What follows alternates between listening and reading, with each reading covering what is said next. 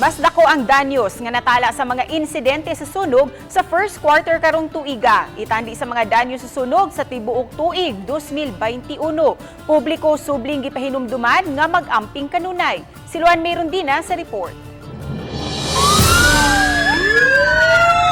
Agig pagsaulog sa Fire Prevention Month, gilibot sa mga sakop sa Lapu-Lapu City Fire District ang tibuok dakbayan. Usa ka grupo ang milibot agi sa poblasyon, samtang ang laing grupo ang misubay agi sa Mactan.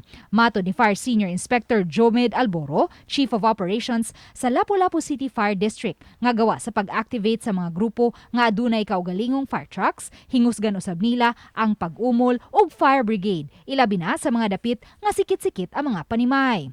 Matod ni Alboro, base sa ilang data, moabot sa 33 ka mga insidente sa sunog ang natala sa tibok tuig 2021. Samtang sa first quarter sa tuig 2022, may siyam na ka mga insidente sa sunog.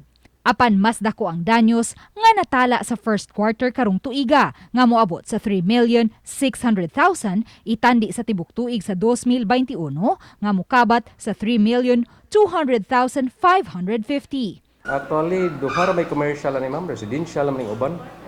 Dako do na lay dako kay gausa.